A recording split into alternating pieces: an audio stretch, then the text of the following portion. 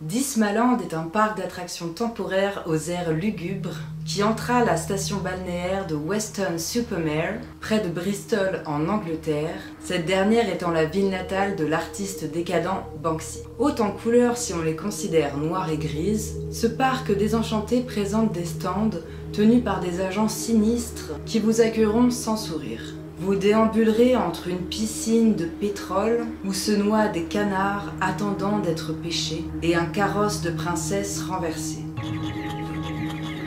Voici un petit amuse-bouche de ce dont je vais vous parler durant cette vidéo. Bienvenue sur ma chaîne, je m'appelle Moko. Je fais des vidéos sur l'histoire de l'art notamment, mais aussi des vlogs plus fun, moins prise de tête, ou encore des vidéos sur la santé mentale. Si ce programme t'intéresse, n'hésite pas à cliquer sur le bouton s'abonner afin de ne pas louper mes prochaines vidéos. Aujourd'hui, je vous fais visiter Dismaland, une œuvre parc d'attractions temporaire que l'on pouvait visiter du 27 septembre 2015 au 15 août 2015. À l'époque, à défaut d'avoir pu y aller, et à mon plus grand regret, j'ai suivi toute cette aventure sur internet qui ne manquait pas d'enrichir celle-ci avec des vidéos et des photos. Is there something missing in your life? Do you need to get out more?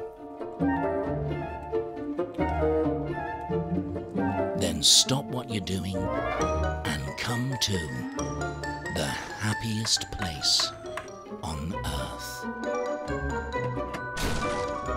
This is a theme park like no other. Banksy est aujourd'hui un artiste très connu, donc je me contenterai d'une description de lui assez simple.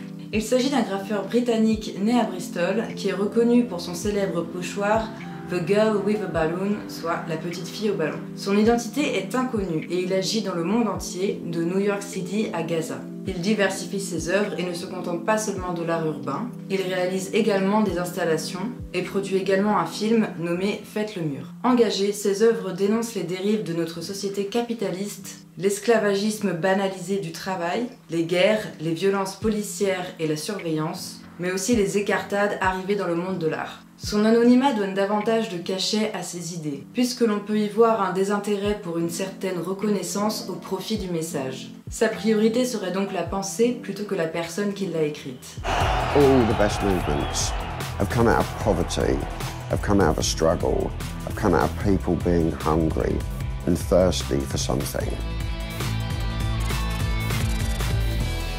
Banksy. He's an outsider, he's a maverick. Banksy truly believed that this is an art movement. Mais étant donné sa notoriété, tout graphe découvert dont le dessin ressemble à la patte de Banksy est immédiatement scruté pour être déclaré original ou pâle copie, avant d'être placé sous verre afin que personne ne le dégrade, ce qui en soi est contradictoire à la culture du street art, puisque celui-ci est voué à disparaître. Le mystère l'entourant lui confère une certaine aura, qui alimente les questionnements autour de sa véritable identité. Sa première œuvre authentifiée est Mild Mild West en 1998, mais il est possible qu'il en ait fait d'autres avant cette date, soit sous son nom de naissance, avant de se lancer dans une carrière anonyme, soit en utilisant un univers graphique différent s'il s'agit de graffiti, ou encore au travers d'un médium auquel on ne l'associe pas aujourd'hui. He became this sort of hybrid street artist, social activist, ad hacker, graffiti guy, all into one.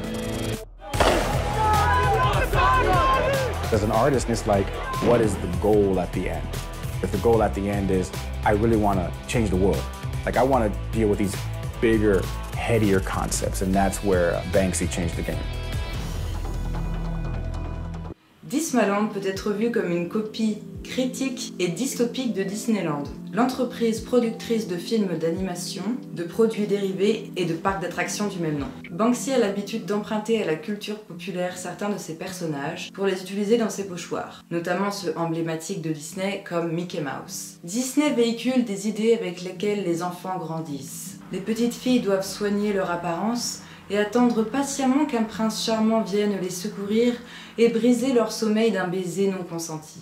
L'industrie Disney pollue énormément, ces parcs étant ouverts chaque jour de l'année. Disney est une machine à fric aux entrées multiples. Hôtels, parcs d'attractions, films et produits dérivés. En 2023, son chiffre d'affaires mondial s'élevait à 88,9 milliards de dollars. Cependant, Banksy affirme que son Dismaland n'est pas une critique de Disney. Sur le site internet de Dismaland, il retire toute allusion à des personnages Disney comme des images montrant Mickey. Nous verrons par la suite qu'il y a pourtant de nombreuses références à Disney dans l'œuvre de Banksy. Peut-être a-t-il agi de la sorte pour éviter tout procès de la part de cette entreprise. Le titre du parc, Dismaland Beamusement Park, peut se traduire par « parc lugubre ». Des agents travaillent au parc dans les stands, la mine déconfite, des oreilles de Mickey sur la tête. À l'avant-première de l'expo le 21 août 2015, 1000 entrées sont disponibles et sont achetées. Les habitants de Weston-super-Mare ne sont pas habitués des musées et des centres d'art, ce qui intéressait particulièrement Banksy. Sa volonté était de rendre accessible l'art à un public ne fréquentant pas ce monde-là, lui-même venant de ce monde-là, si l'on peut dire, puisqu'il vient d'à côté de Bristol. Les habitants étaient ravis de voir leur petite ville d'habitude si tranquille être autant animée. Le vernissage avait aussi attiré des galeristes, des artistes et des collectionneurs d'art, qui se mélangeaient avec les habitants du coin. L'ambiance est soignée pour créer un parc déprimant au possible. En fin de vie, de la musique d'ascenseur grésillante s'échappe des haut-parleurs.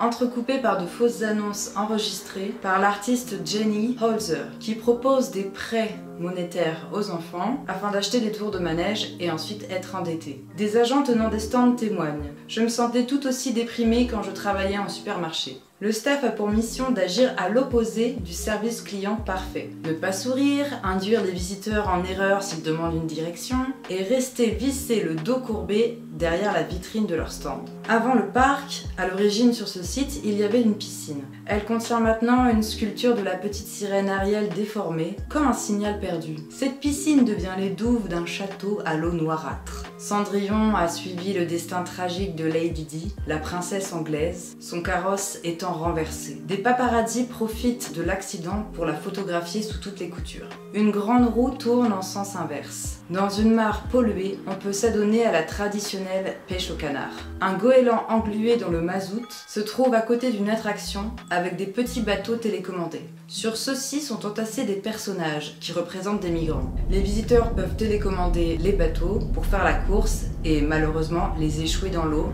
laissant ainsi des petits personnages de migrants se noyer. Le fait que l'on soit impliqué dans leur noyade en plus à l'aide d'une télécommande montre que des entités sont derrière ces morts. On peut aussi trouver un camion de police irlandais englué dans la vase qui sert désormais de toboggan pour les enfants. Les artistes qui collaborent avec Banksy sur ce parc sont Damien Hirst, qui est également né à Bristol, qui maîtrise l'installation, le cinéma, la sculpture, entre autres. Il lui arrive de faire des expos très particulières, à base d'animaux entiers enfermés dans du formol, ce genre de choses. J'en dis pas plus, si une vidéo sur lui vous intéresse, dites-le moi en commentaire. On pourra creuser ce sujet ensemble. Il y a aussi Mike Ross, qui fait des sculptures, des installations à grande échelle.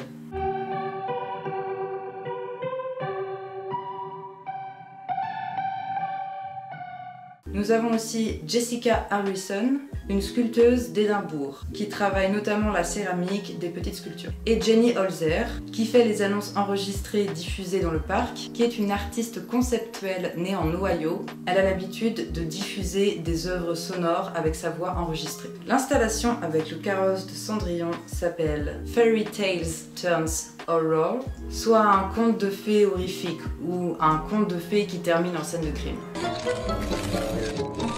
Le château est une réplique d'arc de celui de Disney, et les paparazzis font écho au traitement médiatique qu'a subi Lady Di à sa mort, et aux spéculations qui ont suivi celle-ci étant donné que sa mort était abrupte, et qui était plus ou moins ancrée dans le réel. Il y a eu beaucoup de conspirations autour de sa mort. Le Big Jig Rig est l'assemblage gigantesque de 2 camions-citernes reliés par un tuyau, et positionné à la verticale. Il a été réalisé par Mike Ross. Un mur graffé à l'effigie de David Cameron, le Premier ministre britannique de l'époque et membre du Parti conservateur, est illustré sirotant une coupe de champagne alors qu'il est entouré de tôles rouillées. On peut aussi assister à un spectacle de marionnettes à taille humaine qui sont faites de tissus de récup et de détritus. Elle raconte des histoires érotiques, ce n'est pas un spectacle pour enfants. Des figurines de princesses faites par Jessica Harrison ont le corps recouvert de tatouages. Si l'on en a envie, on peut aussi jouer au mini-golf dans une ancienne station-service où des barils d'essence découpés servent de pont, de l'huile dégoulinant dans l'herbe. Banksy dit de son parc qu'il est décousu, incohérent et narcissique. Comme notre monde. Le média Juxtapose lui demande s'il s'agit toujours de street art. À cela, il répond « C'est un élargissement du propos. Pour moi, c'est encore du street art, dans le sens où le concept est anarchiste, punk, anti-institution. Tout cela est né dans la rue, mais ici, c'est le niveau supérieur. » Maintenant que vous en savez un peu plus sur ce que l'on trouve dans le parc, vous vous demandez sûrement combien coûtait l'entrée. Elle n'était qu'à 3 pounds, soit à peu près 4 €, et 4000 entrées étaient disponibles par jour. Il y eut en tout 150 000 visiteurs durant les 5 semaines d'ouverture. À la fermeture du parc, Banksy fit don des infrastructures et des matériaux réutilisables à des associations qui viennent en aide aux réfugiés.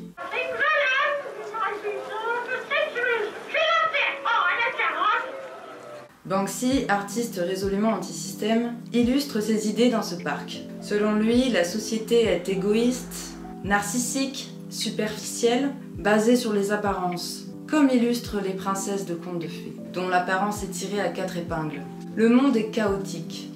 Dismaland ressemble à un urbex à visiter, une dystopie. Banksy mélange souvent le monde de l'enfance à la décrépitude, créant un sentiment nostalgique teinté par le cauchemar. C'est un aspect que l'on peut retrouver dans toutes ses œuvres, pas seulement chez Dismaland. Avec la sirène Ariel, nous perdons le signal. Nous ne sommes plus connectés à ce qui importe. La grande roue tournant à l'envers nous fait comprendre que l'on régresse. Enfant, Banksy se rendait souvent à la piscine, celle qui existait avant sur ce lieu, avant que le parc ait été construit, puisqu'après tout elle était proche de chez lui. Il nous partage alors ses souvenirs d'enfance. Avec l'œuvre des bateaux télécommandés, qui bien sûr touche à beaucoup de visiteurs, Banksy met en lumière les morts des migrants, causées par les politiques migratoires et les frontières.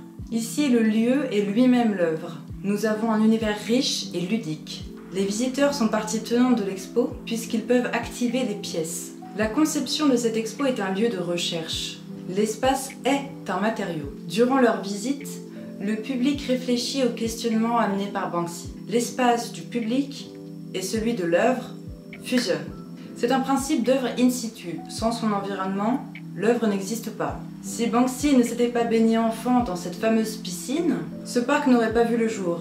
Ou bien pas à cet endroit, et sans cette impulsion de départ, l'idée aurait été modifiée. Des situations construites ou performances sont aussi intégrées au travers des agents engagés pour travailler dans le parc, ayant pour consigne d'être désagréables. La finalité de l'expo fait écho au street art, puisqu'une fois fermée, elle est démolie et transformée. On sent également les engagements de l'artiste dans sa volonté de donner ce qui peut être réutilisé à des associations.